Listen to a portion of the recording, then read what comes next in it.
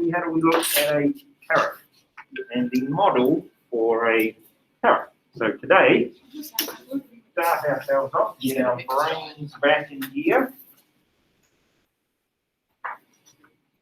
To illustration of a tariff. Well, you've got an A4 page. Are we drawing anything else? Sorry? Are we drawing anything else? No. Okay. Just this. At this point, just this. And there will be something hopefully reasonably clear when we've done this as to why. Take it away.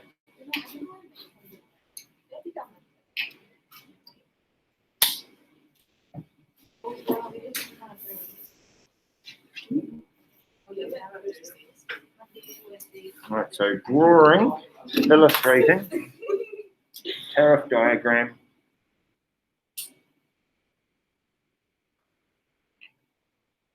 On steel, on the market for steel. The reason why we've picked steel is because it is a common case study at the moment, as in it is one of the products that America has put the tariff on.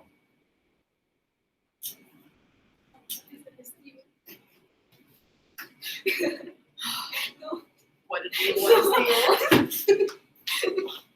Can't take you anywhere, can we? Really? Can't take you anywhere.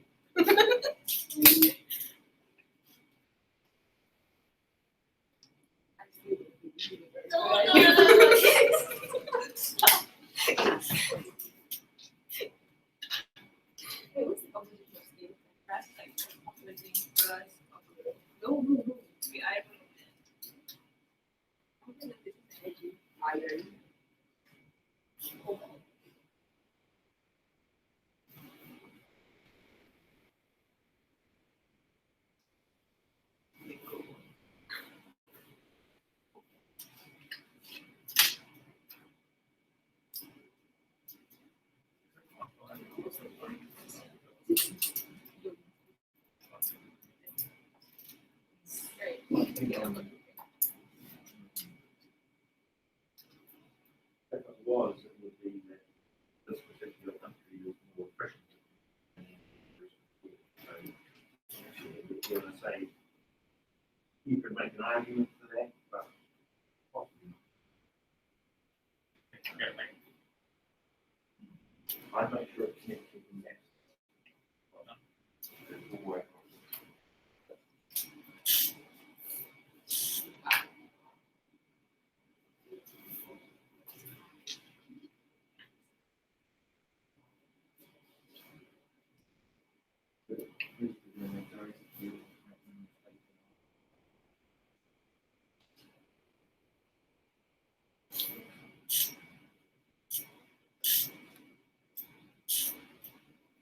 Here's the price axis. Here's the price axis. Ready?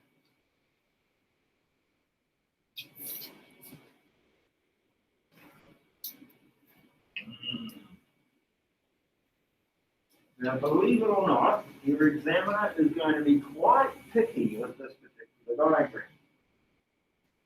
I suggest pedantic. So, what they're going to want to see is when you are drawing the world supply line, the price for the world has got to be situated on the price axis. PW, price world. Don't draw PW on the other end. There. Right? Okay. Because strictly speaking, that's got nothing to do with price all the way over there. I know that it's going to sound very pedantic. So it's price there, yes. On that side, it is the world supply. That's what you would say, world supply.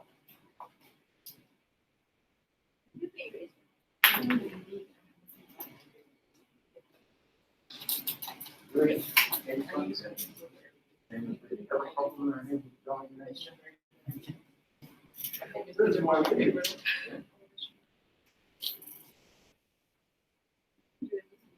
I'm not going to do any of this. I will do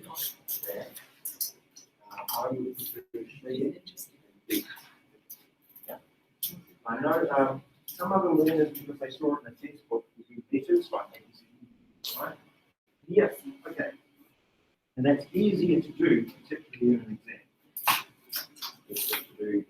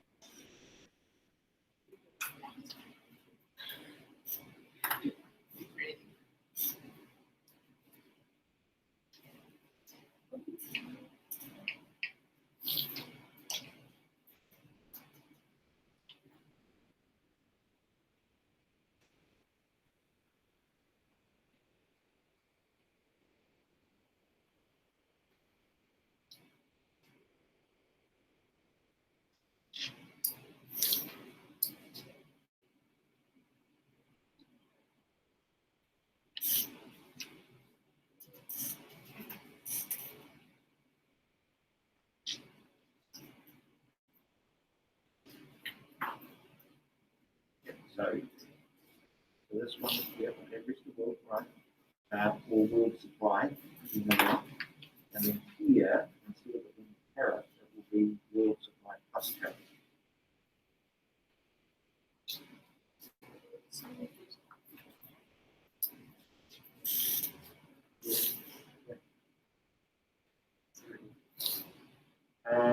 Well, yeah,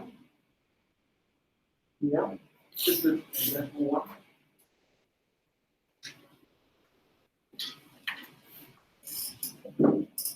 So it'd be good if you could have a title. I know that's, again, very picky, but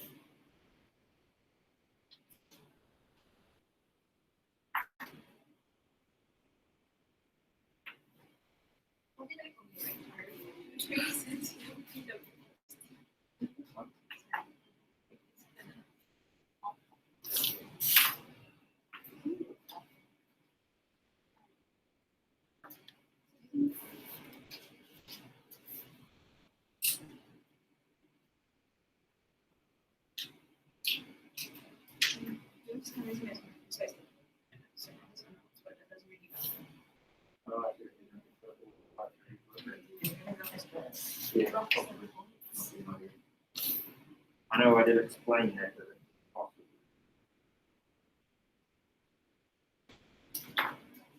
The reason why I explained that is so that you get the idea of what's happening to the default blocks each time, and what's happening to the tax revenue each time. So you can move it up, they're changing.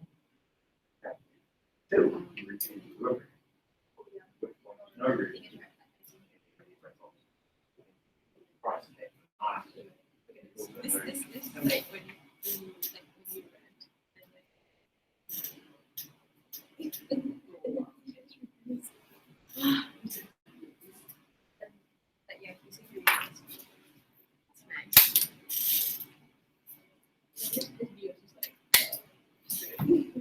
Right, once you've done that,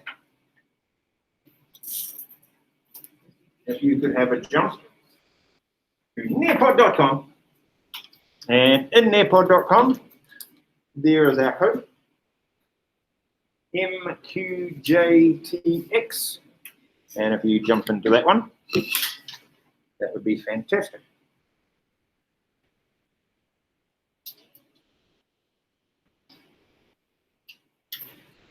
But you might already be in there. Right, so therefore,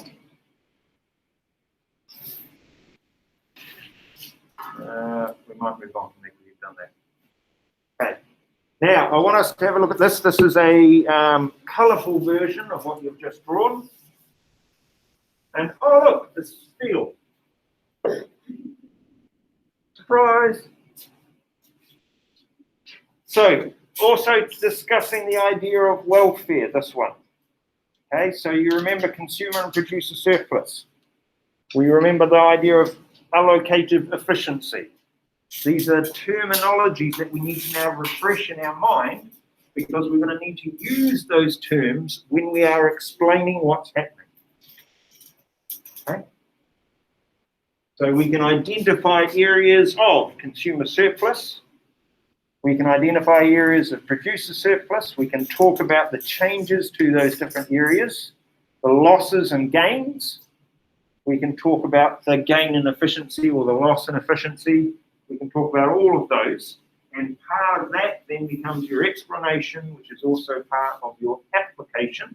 And as long as you are using the case study given, the field, your next step is to evaluate. So you would be talking about the impact on the different stakeholders. Well, this model shows you the impact on the different stakeholders: the consumers, producers, government.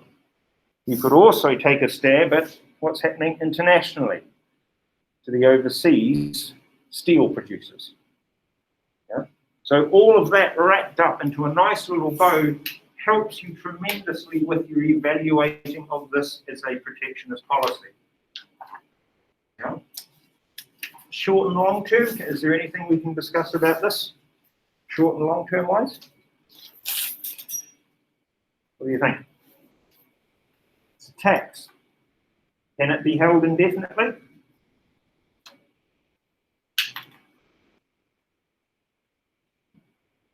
Okay. What happens when you just leave a tax on?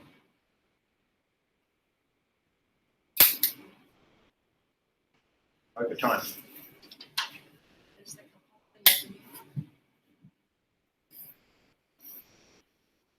Constantly there. It's a tax that people will then psychologically just build into their understanding of the market. Right. If the tariff is like a one-off, bang, might be there for 3 months, 6 months, a year, and then taken off again, then all of these effects will evaporate over that time. If it is there forever, then that becomes the new, coin a phrase, I guess, the new normal for that market. Yeah? In which case, producers will then need to understand that that's what the price is always going to be. So for them, they're going to need to, if they want to take advantage of this situation, they're going to need to become more competitive. They'll need to look at different methods of production, maybe different resources that they're using, some way that they can get their costs. That's the only way they're going to be able to, if they're an international producer, compete with the domestic producers because of the price. Yeah. Now, the government is going to be earning potentially some revenue from this, so they're going to want to keep going. Who's going to be a bit more upset with it?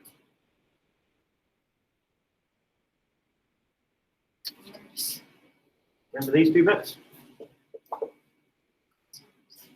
What's that about? What did these two bits represent again? Deadweight loss. With part of it being deadweight loss to producers, but part of it being deadweight loss to consumers. So potentially, these people aren't going to be happy. Do you see that? Why is that potentially a long-term problem? What do those people do? And you will too at some point. Maybe. Yeah? So these are the people who are going to be buying the goods and services that are now going to be more expensive because of the tariff. They're also going to be wanting to hold the government accountable for causing them this additional financial burden, or reducing their choice and selection, potentially. They might be happier with that there's more jobs in the market, maybe, but potentially they might discover that everything is quite a bit more expensive. So slightly longer term, But the government could be using that tax for something. So you can make that as an argument. And you could come up with all sorts of different things the government could use the tax for. So, why am I stressing this as much as I am? Have a guess. The template that we've just discussed. Definitions of what tariffs are. Models and applications. Evaluations. Considering stakeholders, theory perhaps. And also, short and long-term consequences. What does that sound like?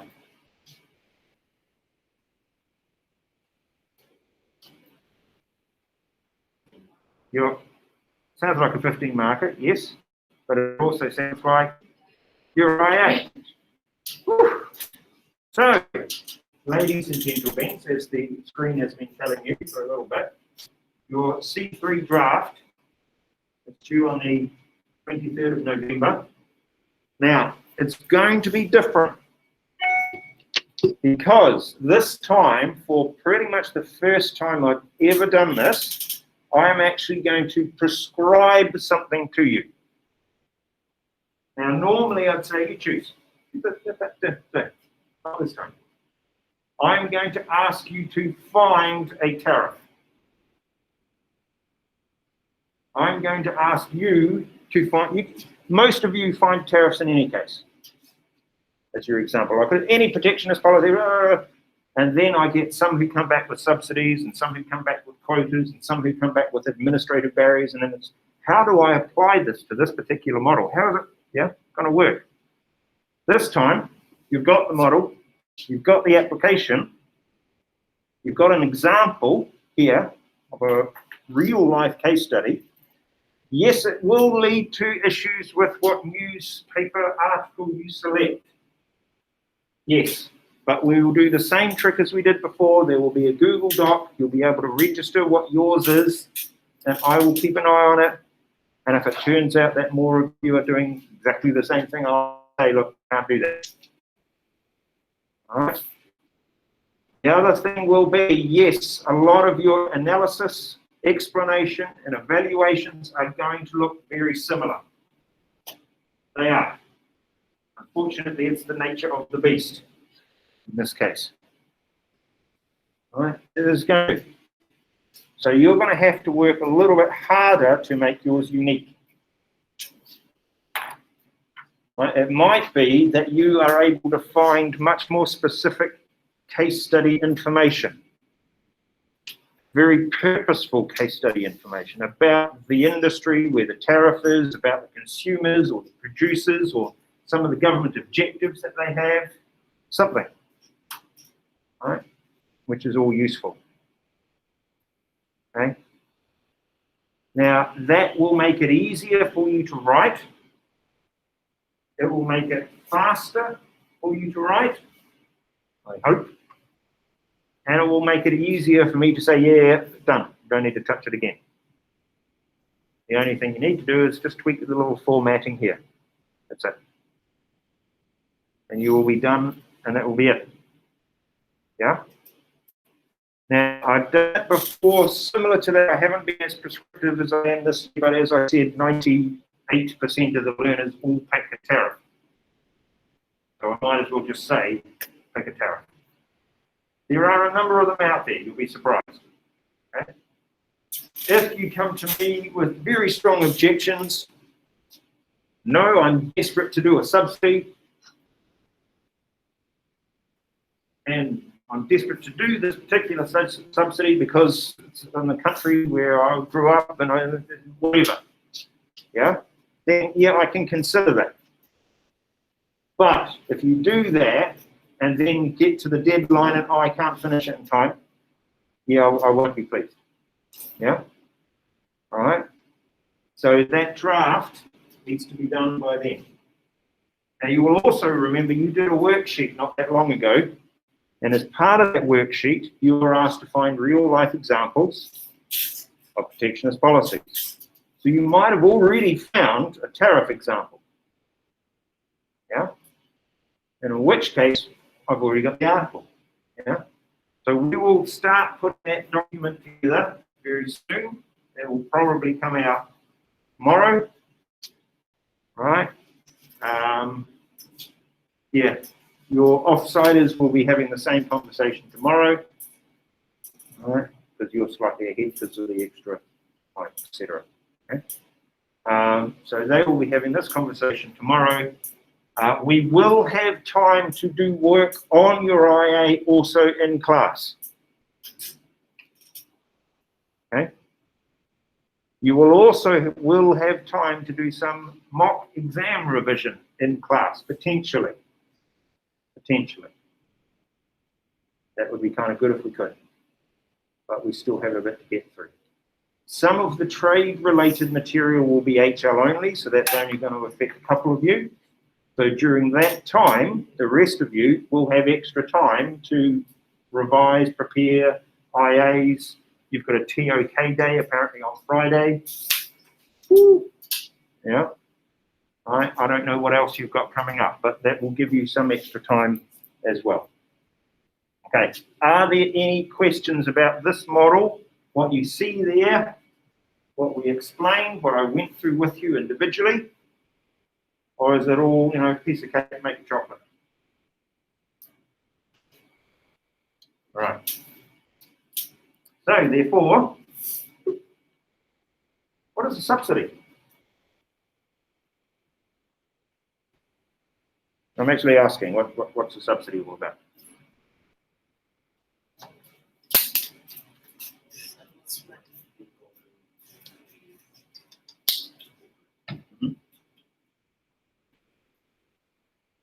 So, if we were to draw one, you still need a demand curve for the product, supply curve. Of course, we got, this is being traded, so we got supply of the world, price of the world. So we're going to make an assumption then that because the supply curve domestically intersects the supply there, that's quantity supplied domestically. Here,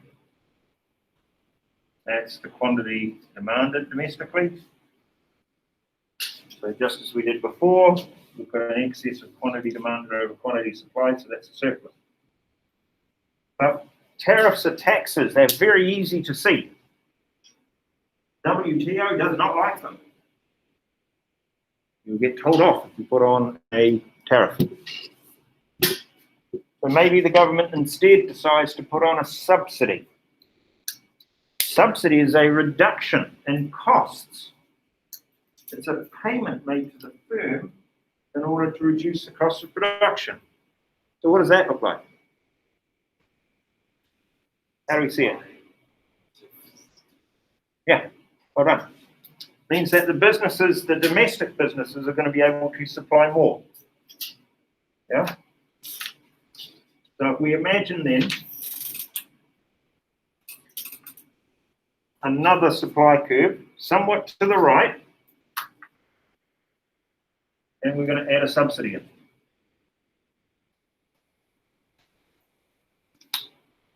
Yeah.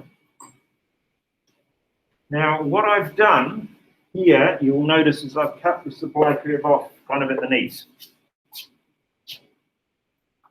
The suggestion I'm actually making is that this here is the new supply curve.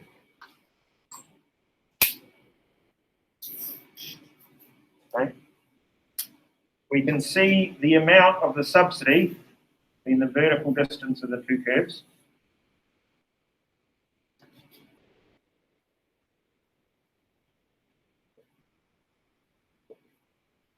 That's per unit.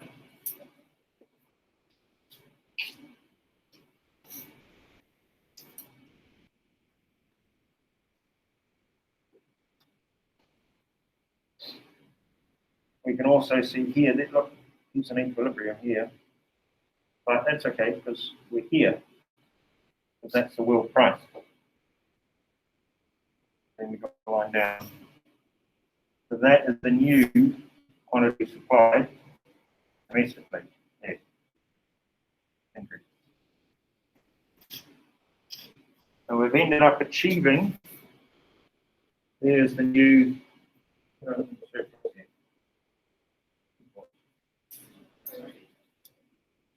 yeah, import there. There's the new level of imports there. So we have reduced the level of imports, which is what we want to achieve. Now it is possible, again in theory, you could push this out. You could imagine that it was possible to just keep subsidizing this firm. Keep subsidizing until you got to here. In which case you eliminate all imports entirely. But it's kind of difficult to do that. Right? You don't know that that's an easy thing to do. The amount, the cost of it might be very large. Also, you start doing that, it starts becoming obvious what you're doing. And again, the WTO, remember, they're all about free trade. The WTO is going to start spotting that and going, hey, what are you doing there? I don't know, I'll do that. All right. So how much is it costing?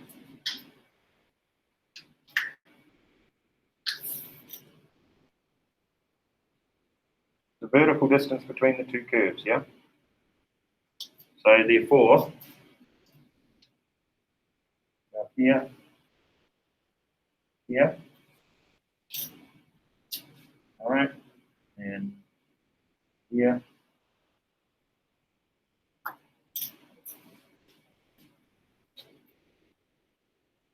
Vertical distance between the two curves. That's the quantity that's being produced, the new one. So it's costing that amount of money. Yep. So it's the amount, the per unit subsidy amount multiplied by the production, the domestic production. Yeah, well, it's how much they're producing domestically. Right. So you've got this a bit. Yeah.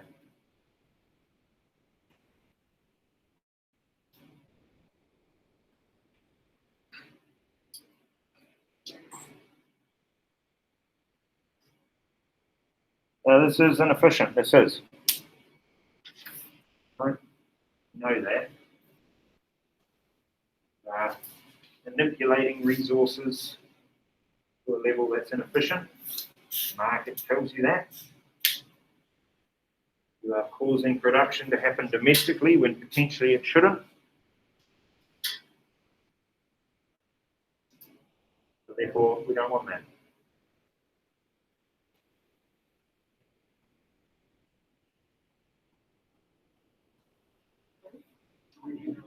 Oh, yes, I'm sorry.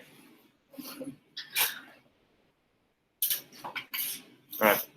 Now, you can probably start to see why I'm a bit more prescriptive with this one and don't want you to do the subsidy. It's a little bit more complicated diagrammatically, and it's a little bit more complicated in your explanation. It is going to cost the government some money, and that is money, therefore, that can't then be spent elsewhere. So there's an opportunity cost involved. And as said, it's a reduction in efficiency. So there is loss, right, in your efficiency. It should be there.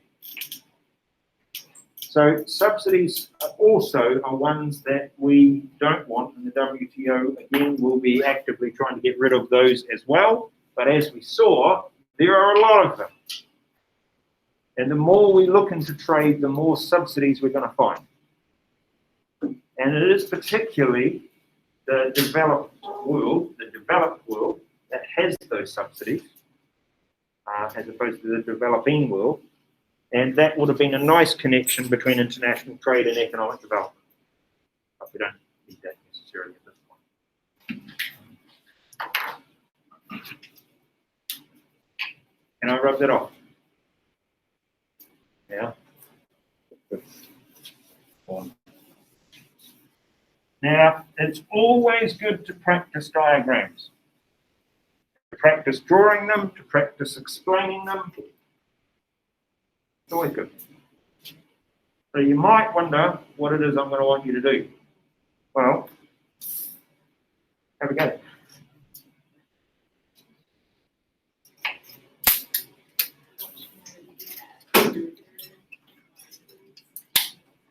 Now, as you do that, I will be back.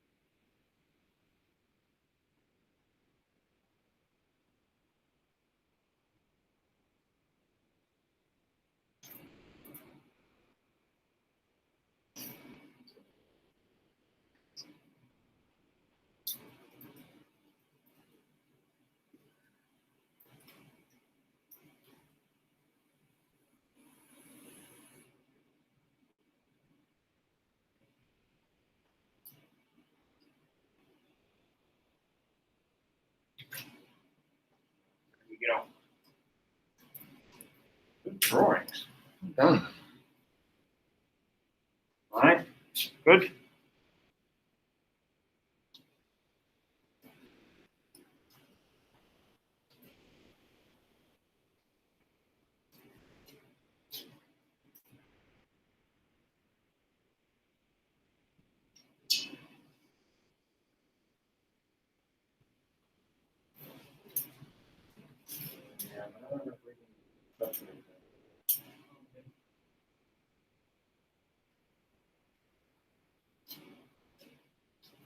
This whole area is received.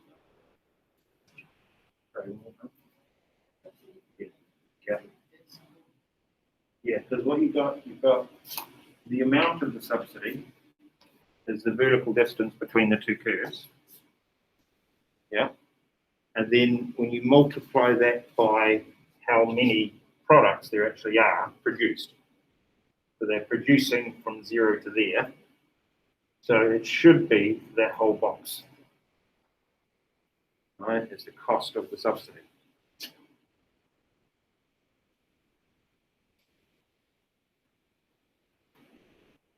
Should be.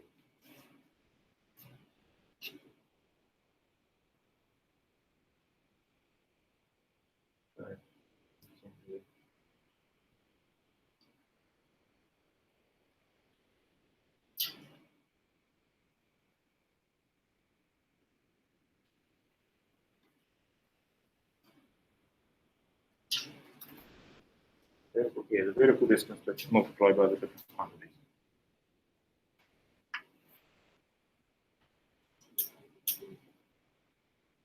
So check that. I might be telling you porkies. Let me check that.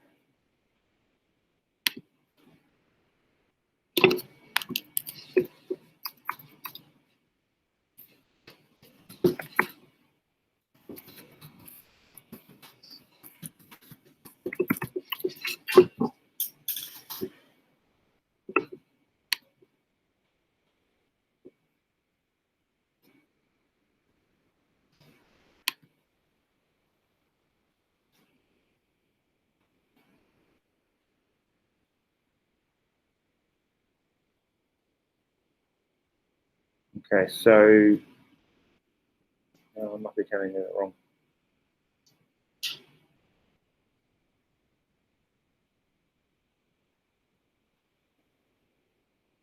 Yeah.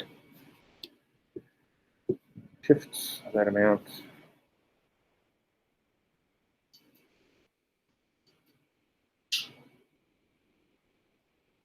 Yeah, so it's costing them, apologies, it's costing them the smaller rectangle. This triangle, this rectangle. Yeah, that rectangle.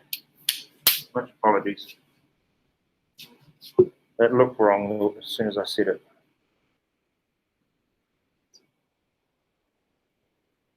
And who worked out dead weight loss? Because there was the loss in efficiency.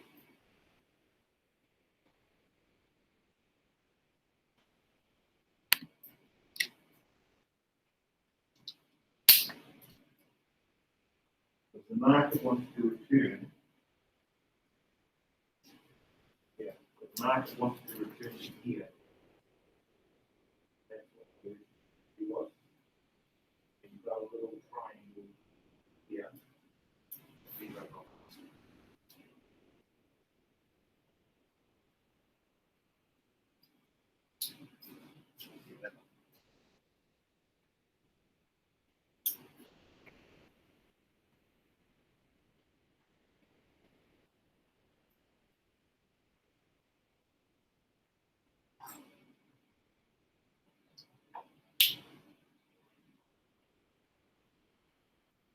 So the bigger the subsidy, obviously, the bigger the cost.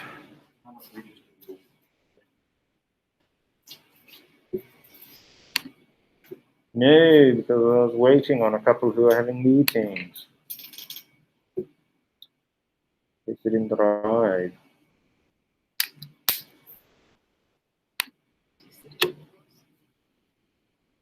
Good. Okay. Now,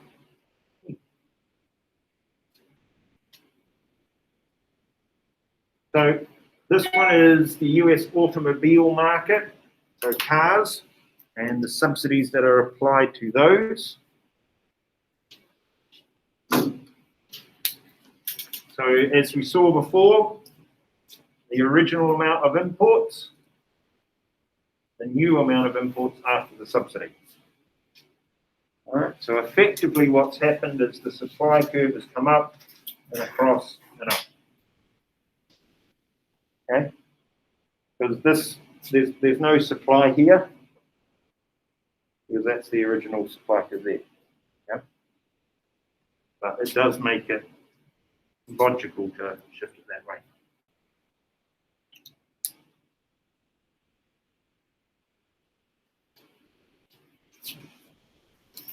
So how does that impact on consumers?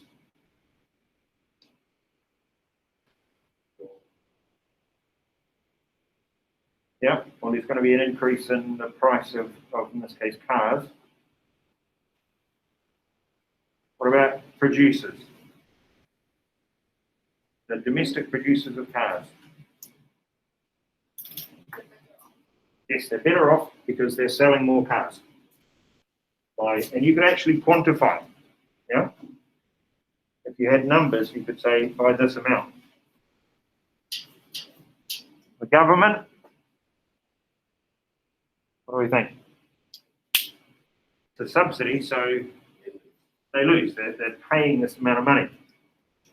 And that's, again, there's opportunity cost involved that you can discuss. You could, again, quantify it. You could say how big the subsidy is. You could then do short and long run a little bit easier, because you could talk about, is it effective for the government to maintain the spending over the long run, given other priorities perhaps for their spending, and they keep doing it. The thing with a lot of these, and it was discussed in an article I read the other day, and it was about the idea that technology changes all the time. So you implement a trade policy where there's a tariff or a subsidy or whatever, and then all of a sudden technology changes and all of the costs of production change. So what was inefficient now might be efficient. What was inefficient might now be efficient. Or did I say that already? I may have. Yeah. Because those technologies have changed again. Right. And less import, so the importing car manufacturer, they maybe don't do so well, they might lose some revenue, maybe there's job losses there, potentially, might have an impact on their GDP, whatever the country is. What about a quota? What was a quota again?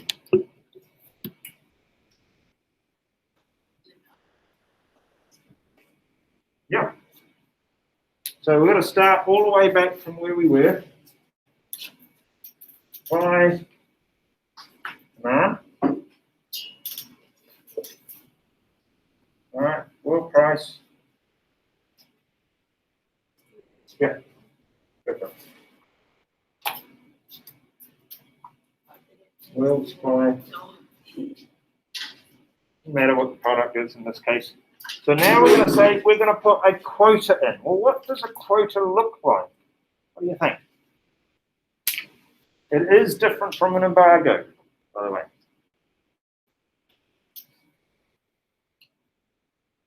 What was a quota again?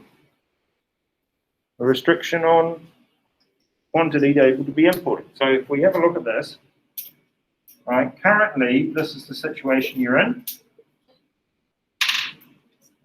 QS domestic, QT domestic, so that's your import.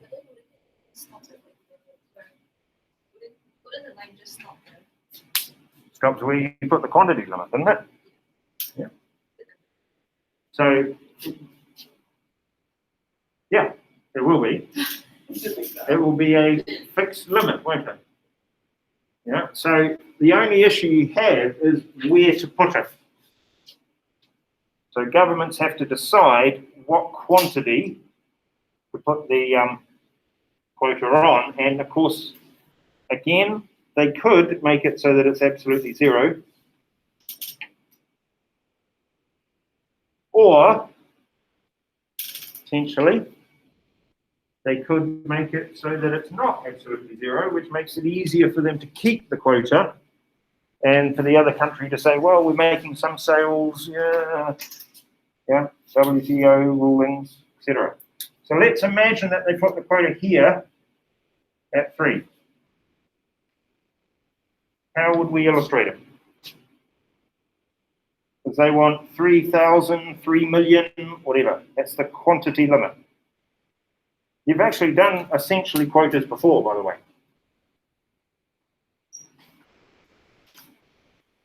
Sending me messages because he wants to sell me things. More messages if he wants to sell me things. Microeconomics. Yeah. One of the ones that you looked at all the way back in microeconomics, and some of you have seen more than once, as you looked at it also in year 11, right, is what happens, what does it look like visually in a marketplace if you're buying a ticket to a sporting event, say like the basketball finals, or a music concert, because there is a physical quantity limit.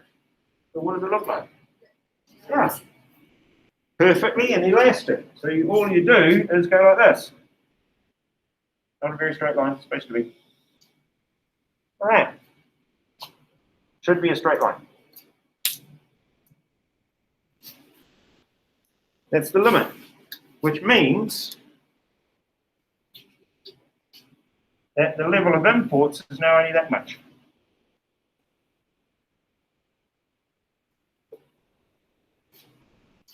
All right. Now the market still wants to get back to here, by the way. Doesn't mean the price is necessarily any cheaper. All right. It might lead to there being more domestic sales, potentially.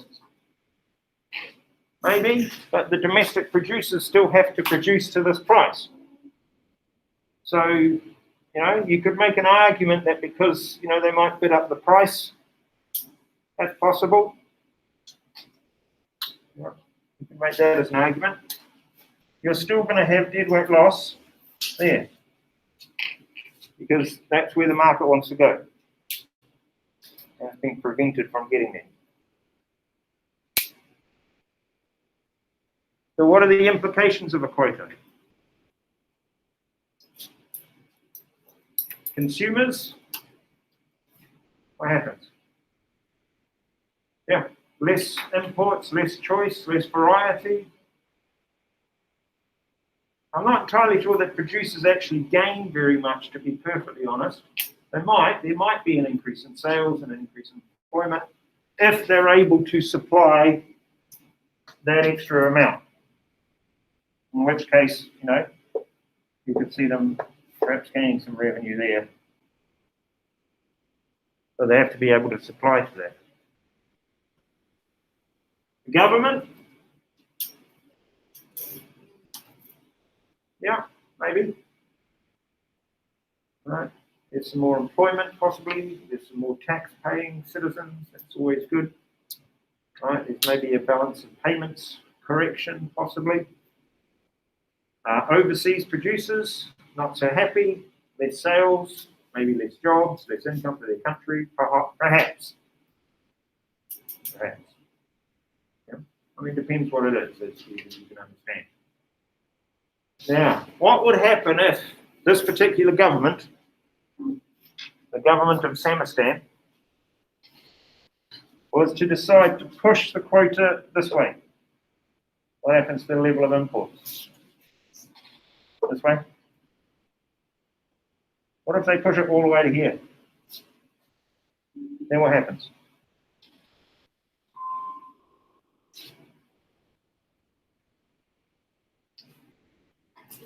What if the quota was here? I can't draw this particularly straight. I'm looking at it. What if the quota was there? exactly on the line of domestic demand. What would happen then? Would there be any imports at all? No. What has the government effectively done? A very small word beginning with B.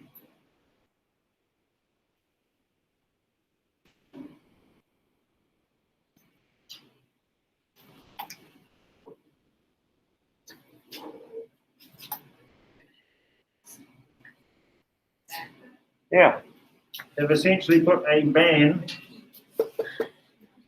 on this product. What quantity are they allowing in to be imported? What's the number? 0. They're not allowing any in. None. Now, there is a type of quota, but it's a specific type of quota, and it does exist.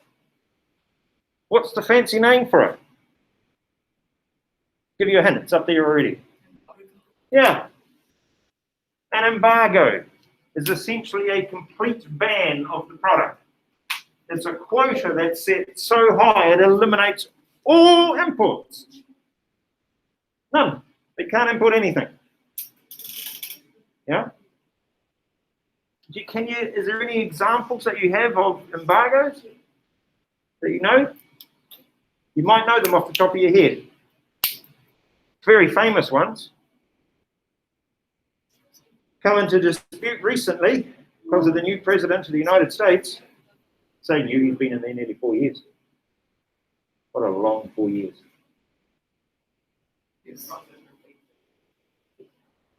What country might the United States of America have actually had an embargo with? There's only 2 possible examples. One is quite close to them. Come on.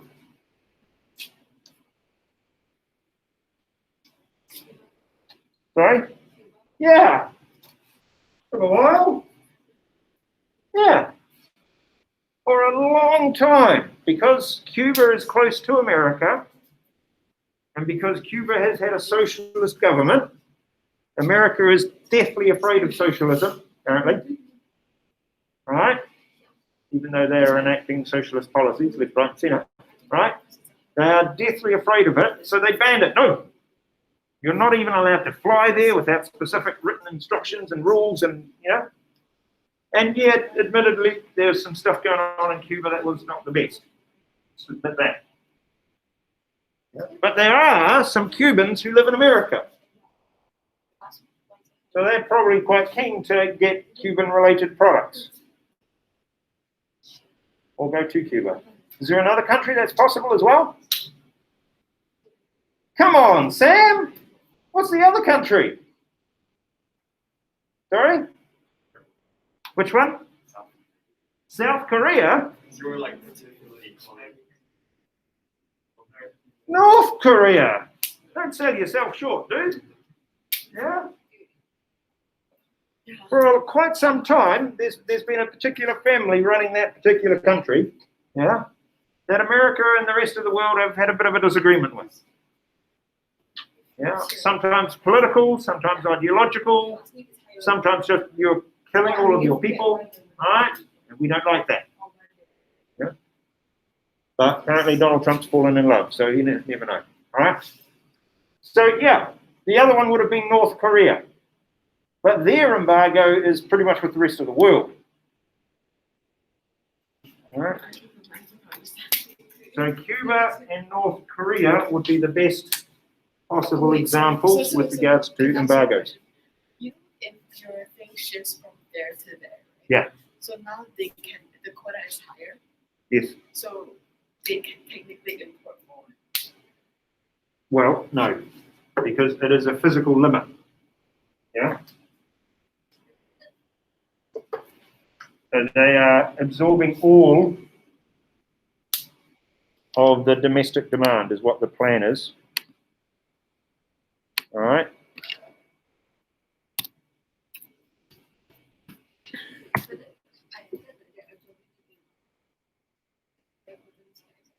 Yeah,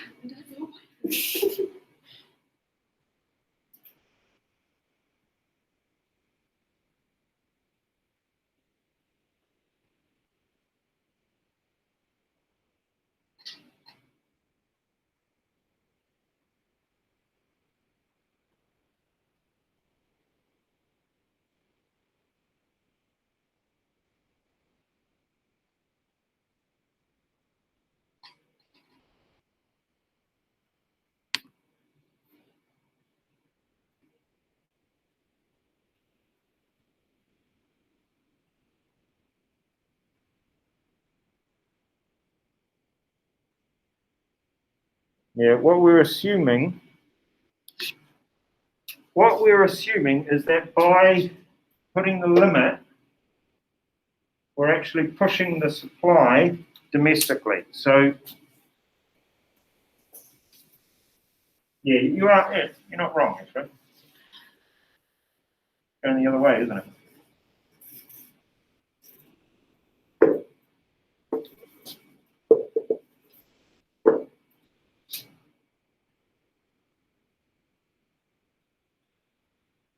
Right, so domestic, import, right, original quota, which reduces imports there. Yeah.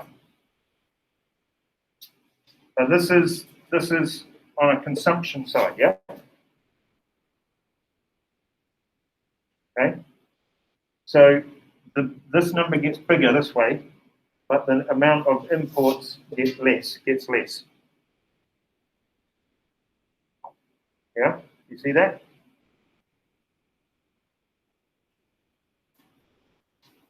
So,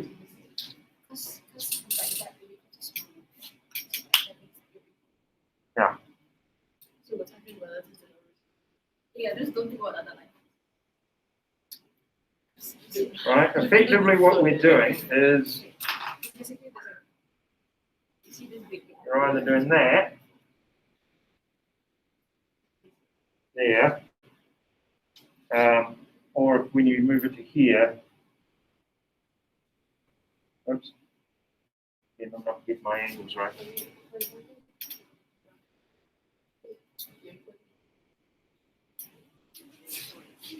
Right. If you are able to do an embargo so that you completely eliminate, I'll use a different color.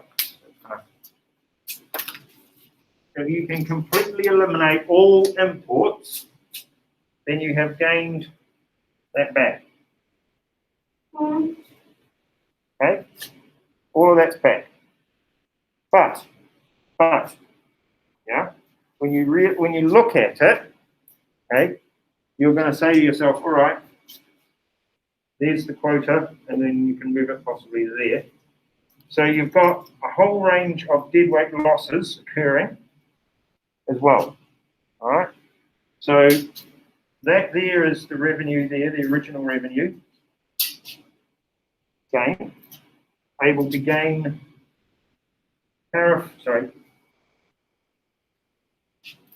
domestic revenue there, consumers, right there, domestic revenue for producers. Then you're able to get an extra amount. So if we put this line down here, right,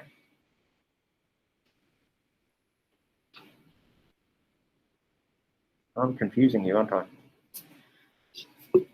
That's not going to help.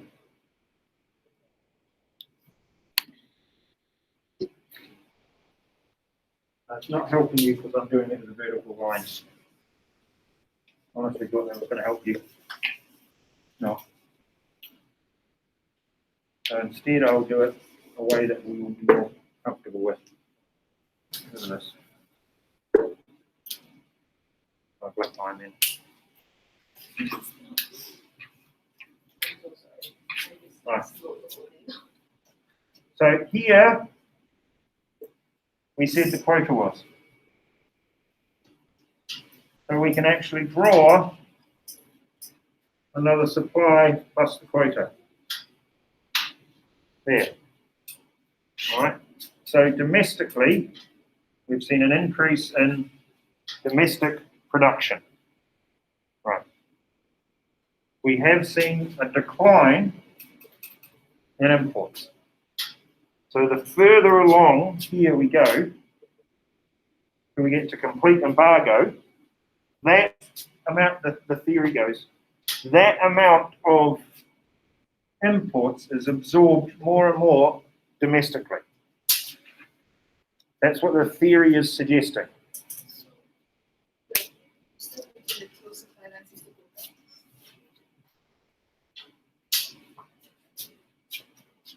This number, it's a quantity. That's the quota. It's because quota.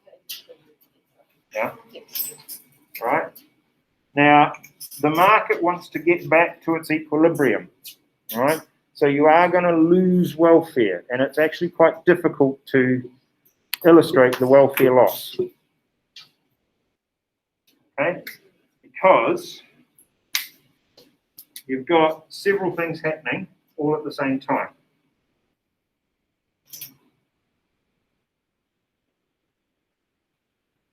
Right?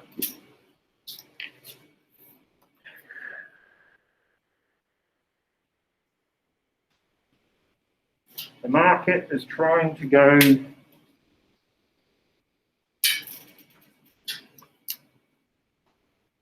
to here and here,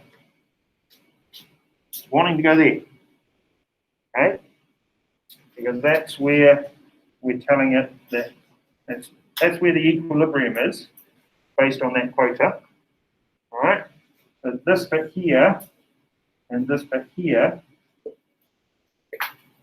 are deadweight losses, based on the quota. All right, so we need to go there and there. All right, because this is the domestic equilibrium and that is the international equilibrium. So it's a little bit like a tariff in that regard. You've got the split of the deadweight loss. Okay. Okay.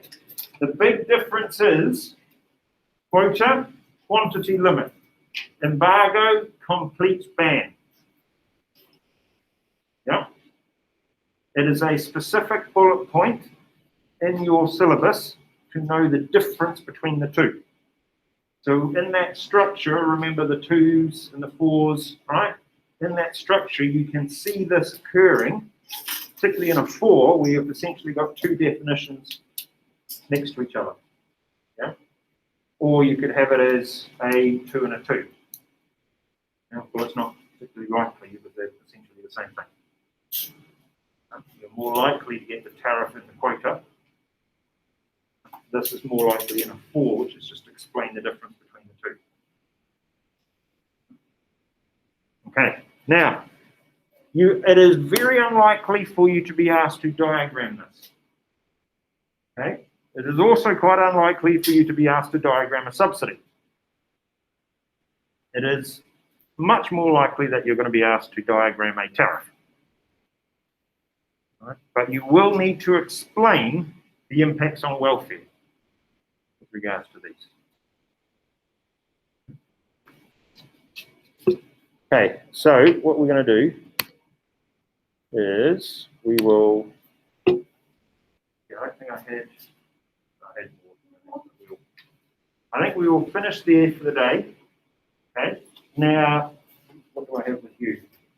Wednesday and Thursday, so you're not caught up with that TOK day with me, so that's all right. So I still see you 2 more days. Now, I would like to have a wee practice question with you at some point. As said, the Google Doc, right, will appear hopefully tomorrow. What day is it tomorrow? Tuesday? Yes. It should appear tomorrow for both classes, but it will appear after I've seen the other class. So it may not appear till after lunch.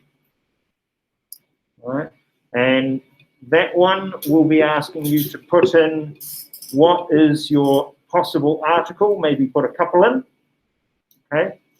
And what terms, theories, etc. you might include, what evaluation points you might consider, right? That sort of an idea, like you did with the others. Yeah? And that way I'm going to be able to track, see who's picking which article, and if I need to say, you know, this, that, or the other with regards to articles, then I do that. And if anybody has any objection and wants to talk about, I don't know, pets, okay, then, yeah, we'll have to have a conversation with them about it. Okay?